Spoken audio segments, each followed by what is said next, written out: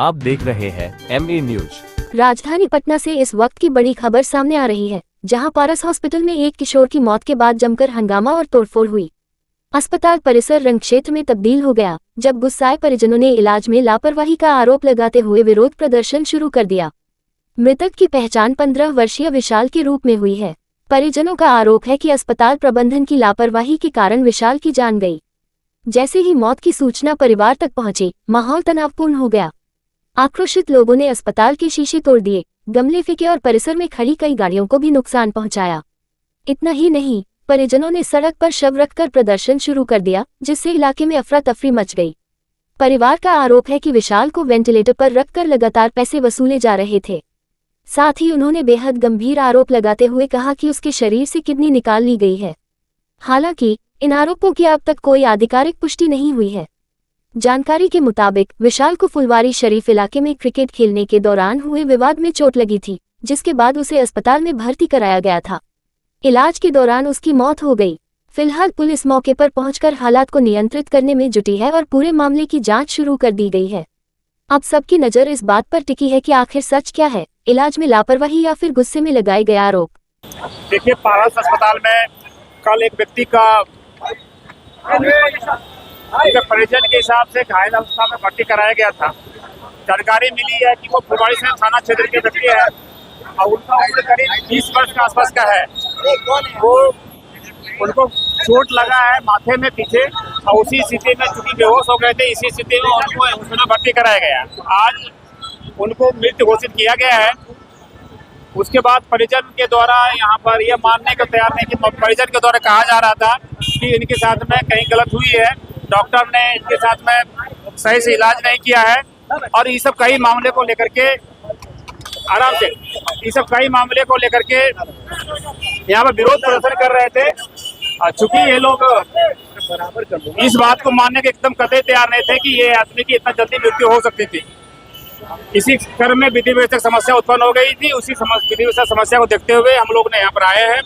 स्थानीय थाना सहित आसपास के कई थाने यहाँ पर आए हैं। आकर के हम लोगों ने स्थिति को नियंत्रण में किया है। नियंत्रण में करके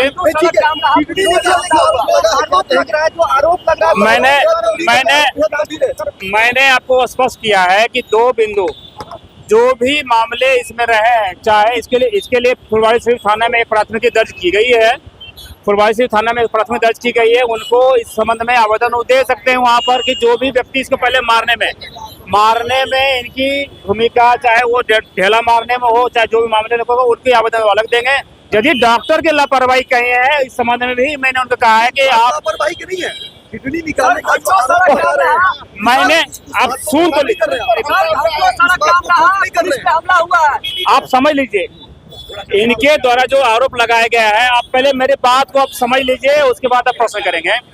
इनके द्वारा जो भी आरोप लगाए गए हैं, इनके द्वारा एक आरोप थी कि इनके किडनी निकाल दिए गए हैं। कुछ आरोप लगाए गए थे कि इनके साथ में इनके अलग तरह के परेशानी में बातें इनके आरोप है। मैंने स्पष्ट रूप से कहा है, आप सुन लीजिए ना, पहले आप प्रश्न करते हैं। पहले आपको मैं स्पष्ट रूप कहा हूँ कि इसकी इंक्वायरी प्रॉपरली होती है, डॉक्टर के द्वारा पोस्टमार्टम कराई जाती है। पोस्टमार्टम करने जो भी बातें आती है, इनके जो भी प्रश्न उठाए गए हैं, उसका निश्चित रूप से उसका जवाब होगा। पुलिस पे हमने स्पष्ट कहा है कि कानून में जो भी प्रावधान है, नहीं तो किसी व्यक्ति को कोई मारने का अधिकार है, नहीं किसी व्यक्ति को इसके लिए कानून को हाथ में लेने का अधिकार है, जो कि रोड को जाम करें, पथराव करें, ये सब चीजें भी कानून में किसी का अलाउ नहीं है।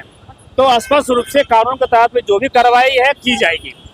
जो भी परिजन है, चूंकि घटना घटित है, दुखद घटना है, हम उनके परिवार के प्रति सहानुभूति देते हैं, लेकिन संवेदना देते के साथ साथ उनको यह चीज स्पष्ट किया गया है कि आप कानून पर विश्वास करिए। आपको जो भी जिस पर डाउट लगता है आवेदन दीजिए, हम लोग निष्पक्ष रूप से जांच कराएंगे। लेकिन आपके द्वारा जो भी आरोप लगे हैं, उस आरोप की सत्यापन हम लोग पोस्टमार्टम कराने के लिए करके बात ही हो पाती है, या बाकी अन्य चीजें। इसीलिए हम लोग ने भेजा है। हम लोग कहा कि पोस्टमार्टम भी कराइए, बाकी अन्य जो कार्य है हम लोग करवाएंगे। उसके लिए मैंने बोला ही है, मैंने बोला है कि विधि व्यवस्था जो समस्या उत्पन्न हुई थी, उसके तहत जो कार्रवाई होगी, विधि व्यवस्था कार्रवाई करेंगे। ठीक है।